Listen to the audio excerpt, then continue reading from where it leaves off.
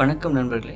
இன்றைக்கி நம்ம செரிலாகும் செரிலாகை எப்படி .NET கோர் அப்ளிகேஷனில் யூஸ் பண்ணுறதுங்கிறத பற்றி தான் இந்த வீடியோவில் பார்க்க போகிறோம். வாங்க வீடியோக்குள்ளே போகலாம்.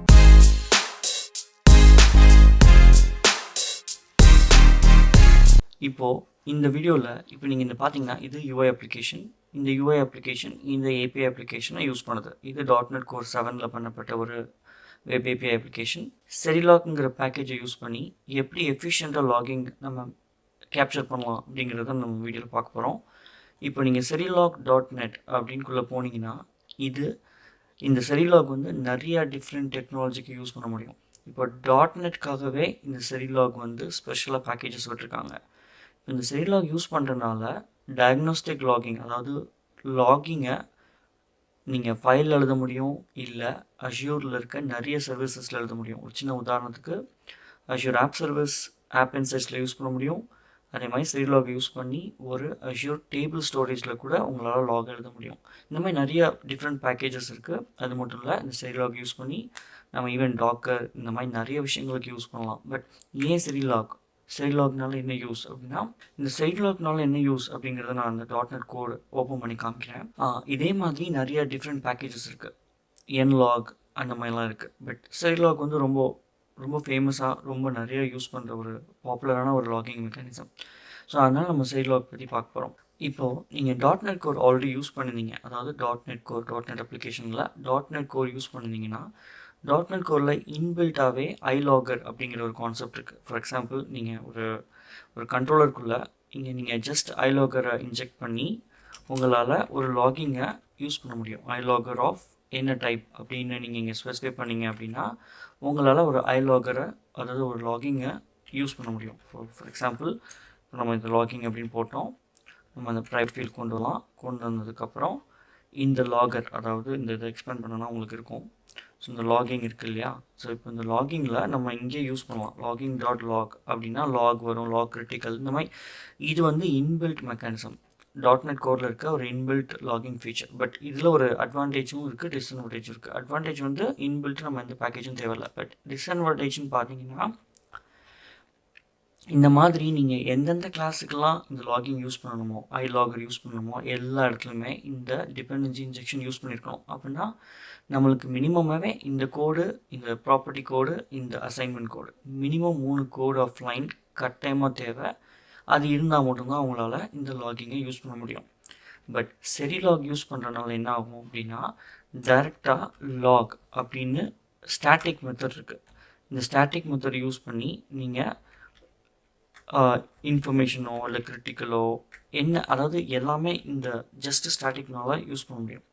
ஸோ இந்த ஸ்டாட்டிக் லாக் யூஸ் பண்ணுறதுனால என்ன அர்த்தம், இதெல்லாம் நம்ம இன்ஜெக்ட் பண்ண தேவையில்லை. ஸோ நிறைய out of the box features எல்லாமே இருக்குது.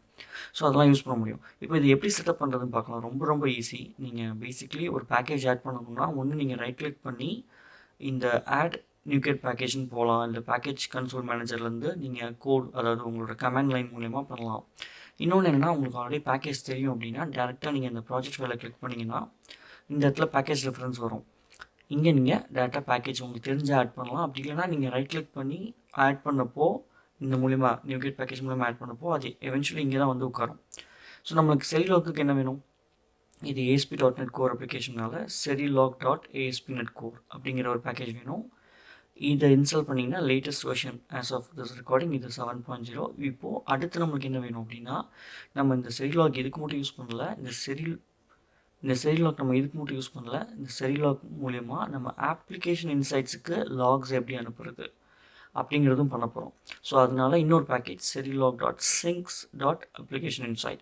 இந்த மாதிரி டிஃப்ரெண்ட் இடத்துக்கு அனுப்புறதுக்கு பேக்கேஜ் எது கீழே வரும்னா அந்த சிங்க்ஸ் கீழே தான் வரும். serilog.syncs அப்படின்னு போட்டிங்கனாலே கூகுளில் இப்போ இந்த serilog.sync அப்படின்னு சொன்னேன் இல்லையா, இப்போ இப்படி பார்த்தீங்கன்னா இந்த serilog.syncக்கு இந்த கிட்டப்பில் இவ்வளோ இருக்குது. இது ஓப்பன் சோர்ஸ்னால நம்ம இதில் இங்கே பாருங்கள், இந்த RabbitMQக்கு அனுப்ப முடியும், போர்ச்சுகீஸ்க்கு அனுப்ப முடியும். இந்த மாதிரி இந்த செரிலாக் வந்து நிறைய அப்ளிகேஷன், நிறைய டெக்னாலஜிக்கு சப்போர்ட் பண்ணுது.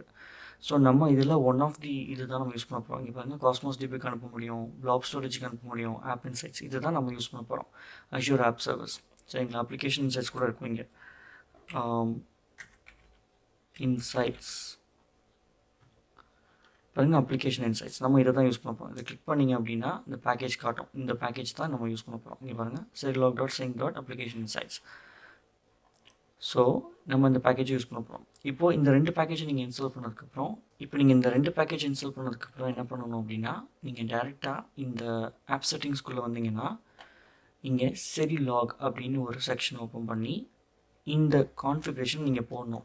இந்த கான்ஃபிகரேஷன்லாம் நம்ம மனப்பாடம் பண்ண தேவையில்லை. இது எல்லாமே அவங்க டாக்குமெண்டேஷனில் இருக்குது.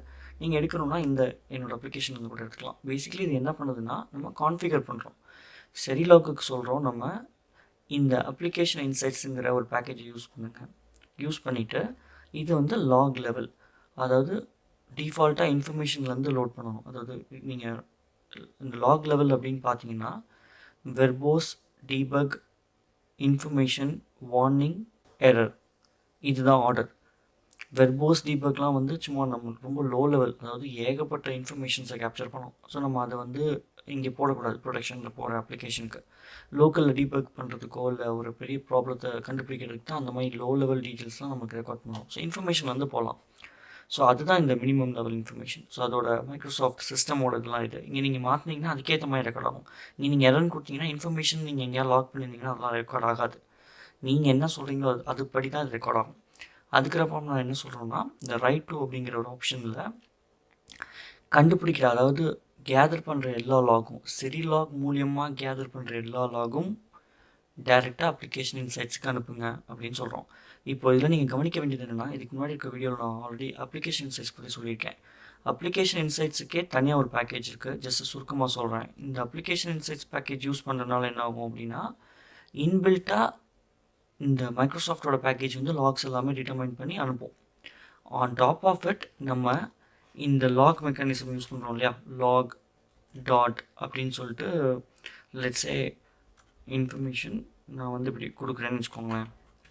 இப்படி கொடுக்கலாம், இல்லை எனக்கு பிடிச்ச மாதிரி என்ன இன்ஃபர்மேஷனாக இங்கே சேவ் பண்ணலாம். ஸோ இந்த லாக் மூலியமாக, அதாவது செரி லாக் மூலியமாக யூஸ் பண்ணக்கூடிய லாக்ஸ் எல்லாம் ஜென்ரேட் ஆகுதுல்ல, அது எல்லாமே இந்த அப்ளிகேஷன் இன்சைட்ஸுக்கு நம்ம அனுப்ப சொல்கிறோம்.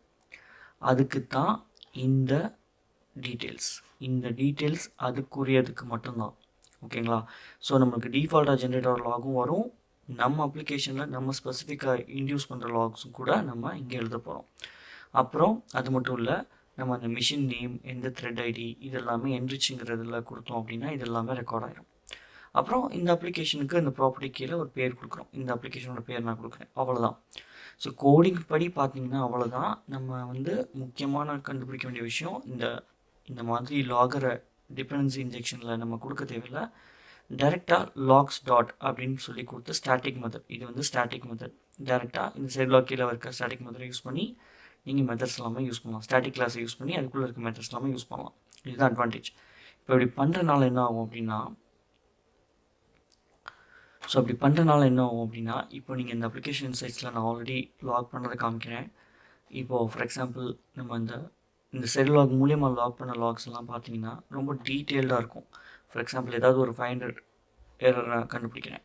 இப்போ எனக்கு டீட்டெயில்டாக என்ன நடந்துச்சுன்னு தெரியணும். நான் ஏதாவது ஒரு சாம்பிள் எடுத்து இங்கே இந்த கிளிக் பண்ணி நீங்கள் ஷோ ஆல் அப்படின்னு கொடுத்தீங்கன்னா ஸ்டார்டிங்லேருந்து எண்டு வரைக்கும் அப்ளிகேஷன் இன்சைட்ஸ் லாக் ஆனதும் வந்திருக்கும்.